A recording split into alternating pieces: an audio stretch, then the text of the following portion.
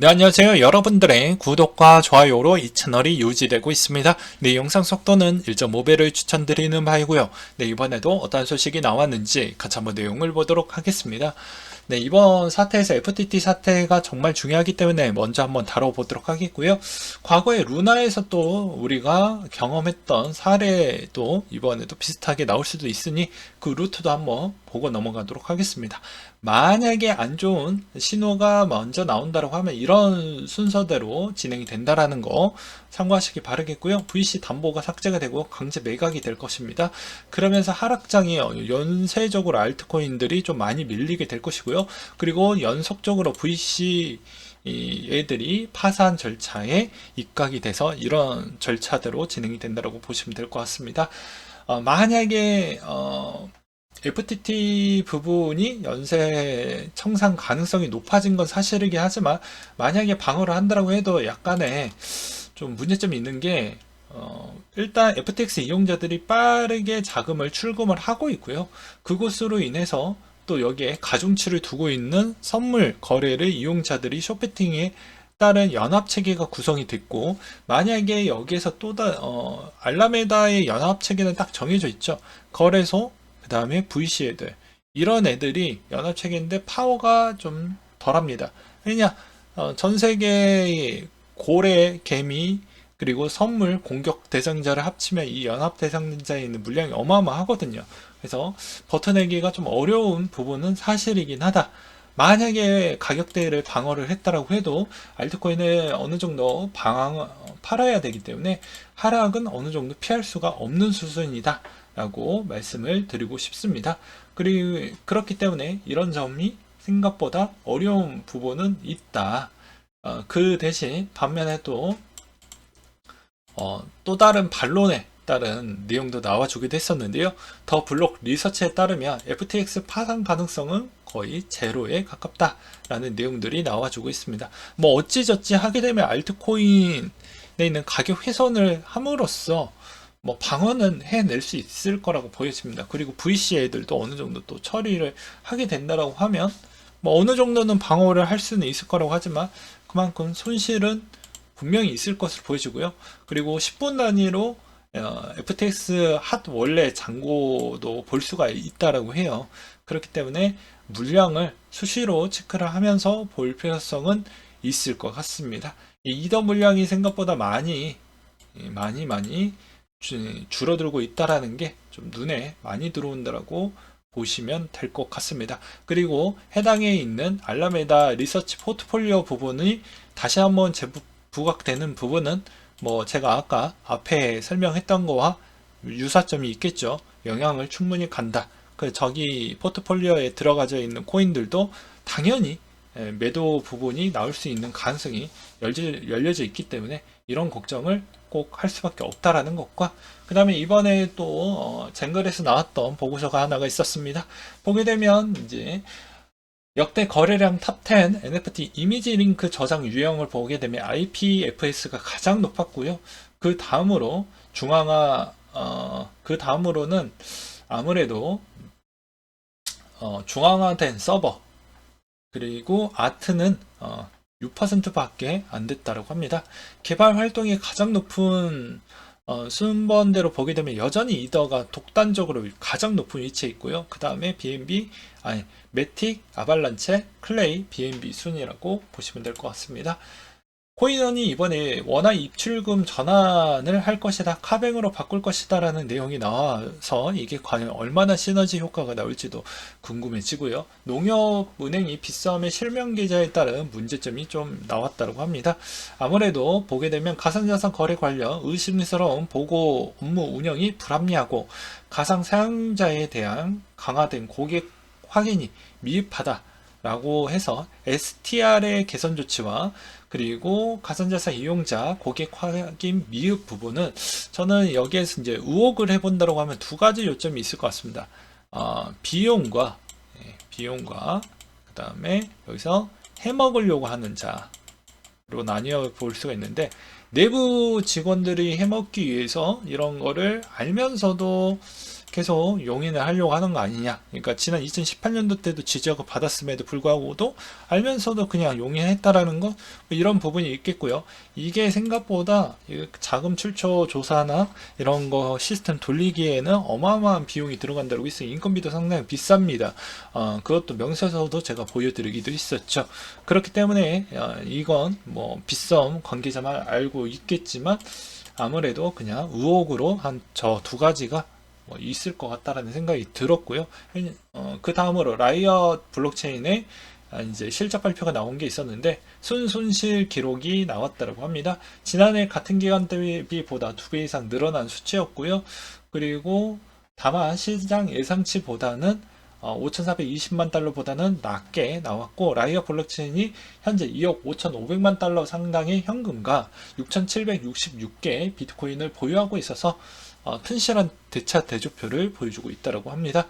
블록파이가 미국의 초고액 자산가 대상 암호화폐 이자 상품을 재출시했다고 해서 상위 13%의 대상에 해당되는 사람을 15가지 암호화폐에 따른 서비스를 제공을 해주겠다라는 내용들이 좀 있었고요.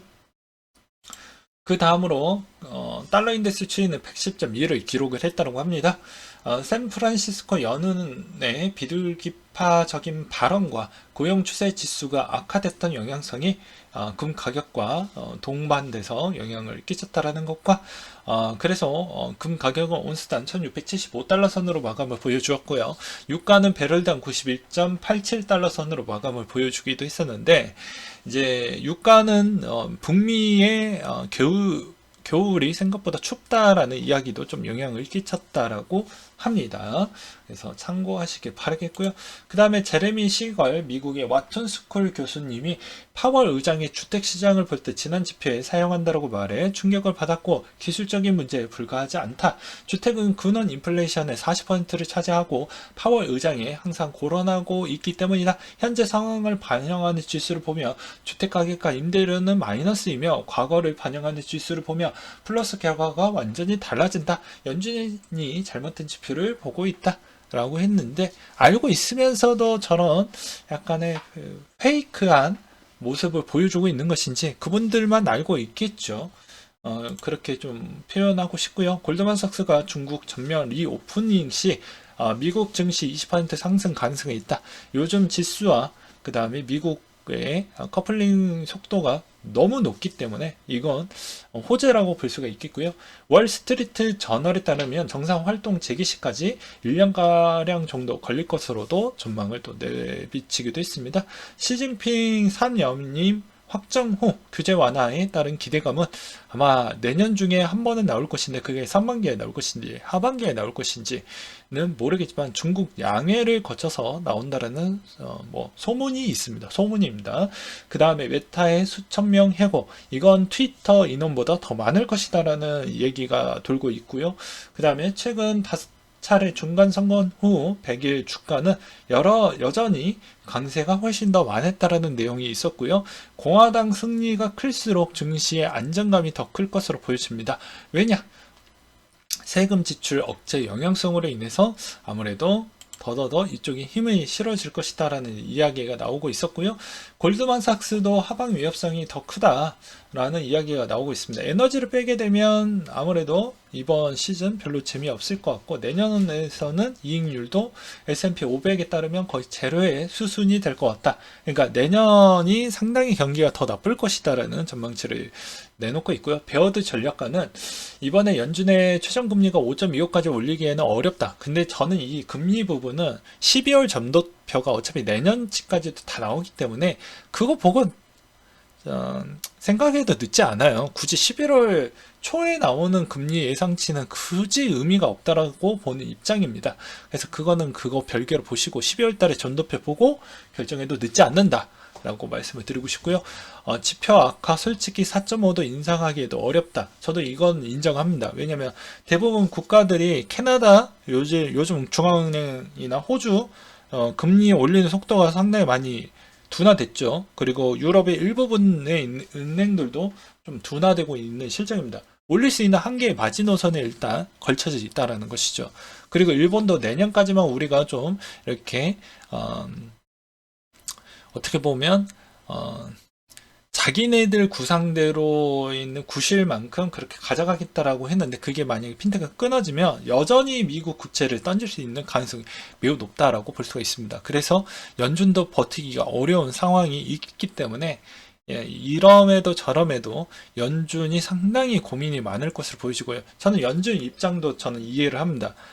누군가는 빌런이 돼야 악당이 되어야 인플레를 잡을 수가 있는데 이게 이제 서로의 입장차가 다른 거죠. 다 같이 죽을래. 누군가 일부 죽고 그 다음에 내가 거기에 있는 복지 제도로 좀 살려두고 그렇게 할래. 근데 그 사람들은 개인화 입장으로 보게 되면 자기가 억울하고 자기만 당했다라고도 생각을 해볼 수가 있겠죠. 근데 저는 매번 이야기를 하지만 이 세상이라는 게 평화로운 세상이라는 건 없습니다. 동물의 세계 보면 누군가는 잡혀먹고 그 사람이 왜 그 동물을 잡아먹겠습니까? 안 그럴까요? 그래서 뭐 어느 정도는 피해는 있을 수밖에 없다. 피해를 얼마만큼 최소화시키느냐.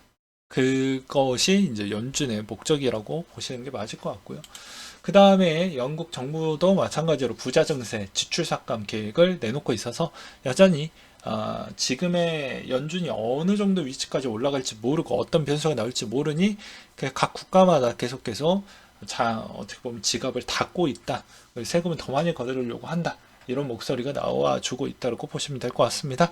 그 다음에 월가 10년 내 최대 동감음이 나오고 있다. 신용기업 부도가 빨간불이라고 했는데 올해는 뭐 다 지나갔으니까 필요 없고 내년부터 이게 이제 수순 보여주고 있다라고 보시면 되지 않을까 싶습니다. 여전히 FTT가 내려가는 가속도가 붙는 만큼, 내려가는 가속도가 붙는 만큼 오히려 비트코인에도 여전히 내려가는 속도에 영향을 주기도 하고요. 그 다음에 아시아 타임이 넘어가고 나서 이제 미국이나 유럽 타임대를 넘어가게 되면 약간의 미국 증시와 약간 비슷한 흐름을 좀 가져가려고 하는 모습도 보여지기도 합니다. 일단은 가장 중요한 건 이 FTT 사태가 어느 위치에서 마무리가 될 것인지를 좀 보시면서 시장을 일단 계속 보는 게 맞다. 라고 말씀을 드리고 싶고요.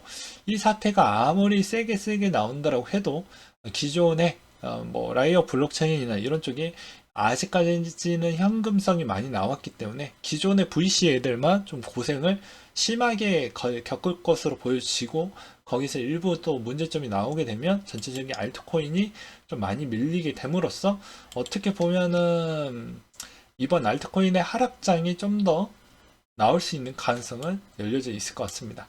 그래서 여전히 본인의 포트에 비트코인하고 이더리움 비중이 좀 더 있는 게 좀 더 안전하다라고 이야기를 하고 싶었던 이유가 그런 거고요. 연말에 정말 중간 선거가 좀 많이 긍정적으로 나와줌으로써 FTT 사태를 좀 희석을 시켜주는 효과로 해증이 나와서 좀 괜찮은 방향으로 나와주길 좀 바라겠습니다. 아무튼 이번에 악재에 있는 강도는 아무래도 안 좋은 형태로 나올 수가 있기 때문에 여전히 해당에 있는 이 아까 말씀드렸던 대로 이 포트폴리오 부분에 어디가 엮여져 있는지를 잘 보시면서 대응을 하시길 바라겠습니다. 여기 엮여져 있으면 분명히 알트코인들은 여전히 더 내려갈 수밖에 없는 실정은 있기 때문이죠. 아무튼 이 어려운 자 계속 말씀을 했지만 이 시장 들어왔으면 도전을 해서 실패라고 생각하지 마시고 도전해서 성공할 때까지입니다. 성공할 때까지 하시고 그리고 여전히 이 기회에서 떠나지 않았던 사람이 최저점 구간에서 들어와서 나중에 빛나는 수익을 챙겨 먹을 수 있다는 것도 보시길 바라겠습니다. 이미 시장을 떠나가면 그 사람이 할 수 있는 상황은 정해져 있죠. 근로소득밖에 없습니다. 남는 생애에서도 여전히 근로소득에 연연해야 되고요. 정부가 주는 보조금과 내가 갖고 있는 국민연금, 그러니까 정부의 의존도가 상당히 높아지기 때문에 내 인생이 그렇게 행복하지 못합니다. 정부의 의존도에 따라서 내가 행복할 수도 있고요. 불행할 수도 있기 때문입니다. 그렇기 때문에 그렇게 의존도에 질질 끌려가면 어떻게 되죠? 당연히 국가가 상당히 힘들어질 때 본인도 무너질 수가 있겠죠. 그러지 않기 위해서는 여전히 투자에 있는 위험성을 어느 정도 감내하시면서 투자를 하셔야 당연히 실패할 수도 있겠지만 계속 실패라는 거 없이 지속적으로 도전을 하게 되면 행운의 가능성이 높아집니다.